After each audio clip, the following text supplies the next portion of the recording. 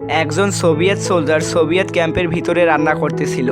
এমন সময় সেই সোলজারটি দূরে একটি ট্যাঙ্ক দেখতে পায়।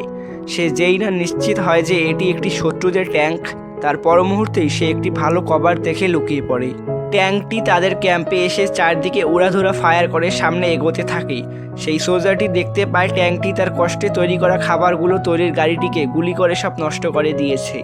এটি দেখে তার মাথায় যেন আগুন চড়ে বসে। সে একটি কুড়াল হাতে নিয়ে ট্যাঙ্কটির উপর উঠে পড়ে এবং ট্যাঙ্কের উপর অঝরে বাড়ি মারতে থাকে। এটি দেখে ভিতরে থাকা জার্মান সোলজাররা অনেক ভয় পেয়ে যায় এবং ট্যাঙ্কের ঢাকনা খুলে বন্দুক বাহিরে দিয়ে আত্মসমর্পণ করে। জার্মানরা সবাই অবাক হয়ে যায় যে মাত্র একজন সোলজার তাদের এরকম নাস্তানাবুদ করেছে। একটু পর সোভিয়েত সোলজাররা ক্যাম্পে ফিরে এসে দেখতে পায় সেই রাঁধুনিটা একটা ট্যাঙ্ক সহ বেশ কয়েকজন জার্মানকে বেঁধে রেখেছে। এটি দেখে তারা তার অনেক প্রশংসা করে। এই সত্য ঘটনা নির্মিত গল্পটি যদি আপনাদের ভালো লেগে থাকে তাহলে অবশ্যই এরকম ভিডিও পেতে সাবস্ক্রাইব করে সঙ্গে থাকবেন। ধন্যবাদ।